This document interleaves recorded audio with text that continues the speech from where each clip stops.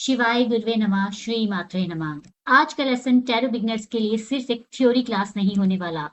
आज हम टैरो का एक बहुत ही डीप और माइंड ओपनिंग कॉन्सेप्ट समझने वाले हैं। अगर आपको लगता है कि टैरो कार्ड्स रैंडम है, तो आज का लेसन आपकी पूरी अंडरस्टैंडिंग को चेंज कर सकता है। आपने शायद कभी नोटिस किया हो, मेजर अरकाना के कार्ड्स रैंडमली अरेंज नहीं होते।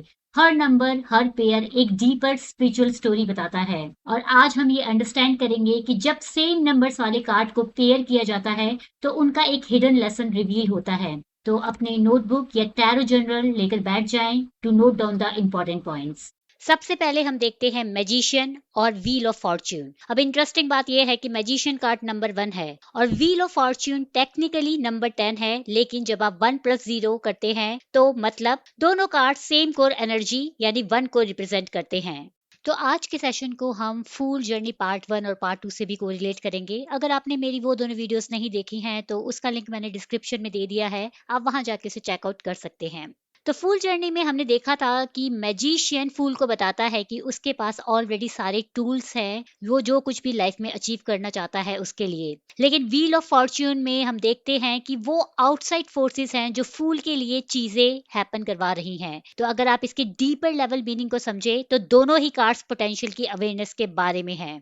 मतलब फूल जर्नी में मैजिशियन फूल को सिखाता है तुम्हारे पास ऑलरेडी सब कुछ है जो तुम्हें क्रिएट करने के लिए चाहिए। टेबल पर वॉन्ड है, कप है, सोर्ड है और पेंटिकल है, यानी emotions, thoughts, action and resources सब अवेलेबल है। लेकिन प्रॉब्लम क्या होती है रियल लाइफ में? बहुत लोग वेट करते हैं परफेक्ट टाइमिंग का, परफेक्ट कॉन्फिडेंस का, परफेक्ट अपॉर्चुनिटी का।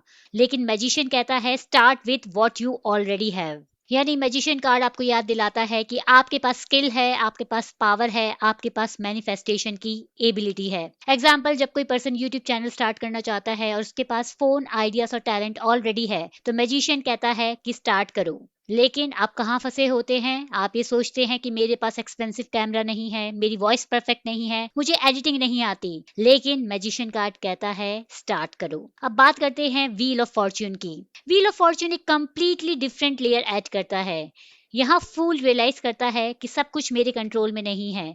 कभी अपॉर्चुनिटीज अचानक मिल जाती हैं, कभी डिलेस आते हैं और कभी लाइफ अनएक्सपेक्टेडली टर्न ले लेती है। तो ये कार्ड टाइमिंग और यूनिवर्सल साइकिल के बारे में बात करता है। मतलब सिर्फ टूल्स ही काफी नहीं होते, टाइमिंग भी इंपॉर्टेंट होती है। एग्जाम्पल के लिए, कभी आपने नोटिस किया है सेम एफर्ट करने के बाद भी एक वीडियो वायरल हो जाती है जबकि दूसरी नहीं? क्यों? Timing, energy and divine flow. तो अगर हम मैजिशियन और व्हील ऑफ फॉर्च्यून के डीपर मीनिंग को समझे तो मैजिशियन का कार्ड है आपकी पर्सनल पावर, जो कहता है यू कैन क्रिएट। और wheel of Fortune talks about the universal timing. It means life में सक्सेस तब आती है जब एक्शन और टाइमिंग अलाइन हो जाते हैं। So you also must trust divine timing.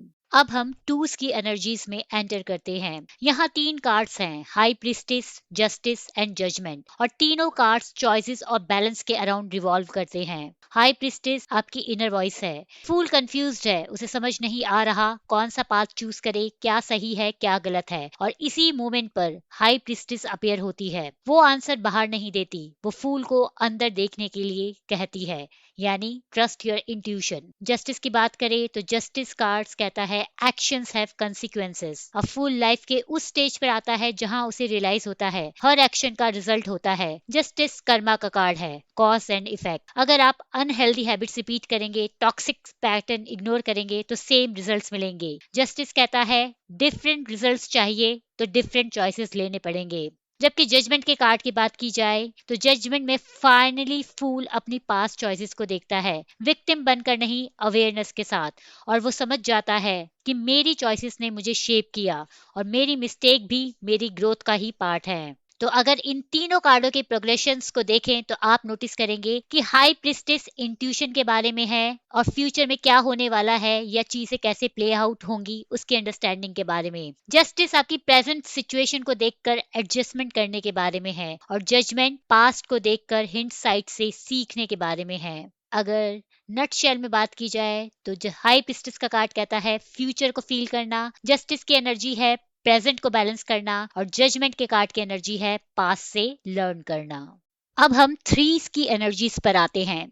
यहाँ कार्ड्स हैं एम्प्रेस एंड हैंग्डमैन। एम्प्रेस नर्चरिंग का कार्ड है। एम्प्रेस आइडियाज ग्रो करती है, अबंडेंस अट्रैक्ट करती है, क्रिएटिविटी को बर्थ देती है। ये फेमिनिन क्रिएशन एनर्जी है। लेकिन हैंग्ड मैन अपोजिट डायरेक्शन में ले जाता है। यहाँ फूल पॉज करता है, वो सरेंडर करता है, वो लाइफ को एक नए पर्सपेक्टिव से देखना सीखता है। एग्जाम्पल, लाइफ में कभी आपको फोर्सफुली पॉज मिलता है, चाहे ब्रेकअप के कारण, जॉब लॉस के कारण, हेल्थ इश्यू के कारण या आइसोलेशन फेज के कारण, लेकिन बाद में रियलाइज होता है वही पॉज मेरी अवेकनिंग थी, and that is hanged man. अगर डीपर कनेक्शन की बात की जाए तो एम्प्रेस का card is connected with the creation और हैंग्ड मैन का card is connected with the releases. अगर एम्प्रेस बर्थ है तो हैंग्ड मैन रीबर्थ है। अब हम बात करते हैं फोर्स की, और फोर्स ऑर्डर और स्ट्रक्चर के बारे में होते हैं। यहाँ हमारे पास एम्परर और डेथ कार्ड्स हैं। एम्परर फूल को बताता है कि अगर तुम्हें अपने क्रिएशंस पर कंट्रोल चाहिए तो तुम्हें ऑर्डर चाहिए, तुम्हें डिसिप्लिन रखना होगा, बाउंड्रीज सेट करनी होगी और सिस्टम क्रिएट करना होगा, क्योंकि विदाउट स्ट्रक्चर ड्रीम्स कोलैप्स हो जाते हैं। जबकि डेथ कार्ड स्केरी कार्ड नहीं है, ये ट्रांसफॉर्मेशन का कार्ड है। डेथ के साथ फूल उन सारे पुराने पैटर्न्स और स्ट्रक्चर को छोड़ रहा है जो उसके लिए अब जरूरी नहीं है, जैसे टॉक्सिक फ्रेंडशिप का एंड होना, ओल्ड माइंडसेट का चेंज होना, कंफर्ट जोन से बाहर आना। ये सब पेनफुल फील हो सकता है, बट ये नेसेसरी होता है to bring new changes into your life. तो जहां एम्परर ऑर्डर क्रिएट करता है और स्ट्रक्चर एनफोर्स करता है, वहीं डेथ उन स्ट्रक्चर्स को एंड करने और उन्हें बरी करने के बारे में है, ताकि कुछ नया क्रिएट किया जा सके। अब हम बात करते हैं फाइव्स की एनर्जी की, जहां हमारे पास है हायरोफेंट और टेम्परेंस।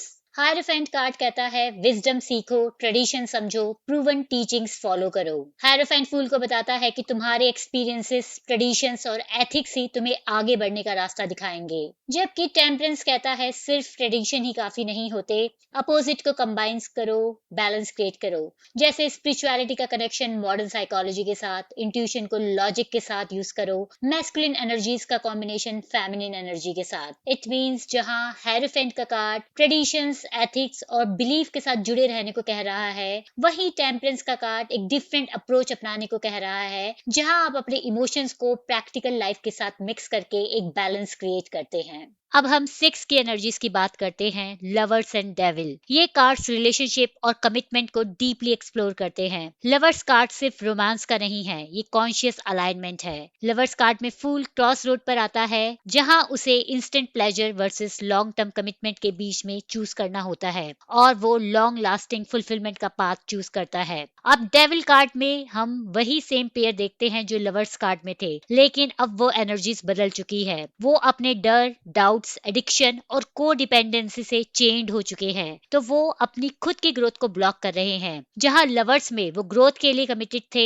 अब डेविल कार्ड में यही एनर्जी फियर, एडिक्शन और इनसिक्योरिटी में फंस चुकी है। तो सिक्स की एनर्जीज ग्रोथ और हार्मनी के बारे में है, और ये बताती है कि आप कैसे मूव फॉरवर्ड करते हैं और अपनी कमिटमेंट को किस प्रकार से लेते हैं।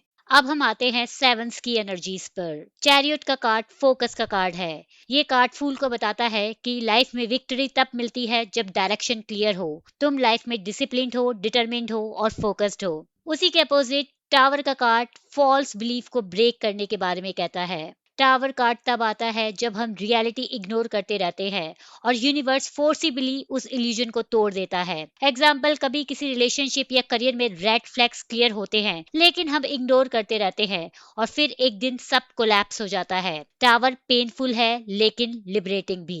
तो सेवंस की एनर्जी फोकस और विजन के बारे में बात करती है, और उस इल्यूमिनेशन मोमेंट के बारे में बात करती है जहां आपको अपने गोल्स और डायरेक्शन को क्लियर करना होता है। अब हम बात करते हैं 8 नंबर की एनर्जी की।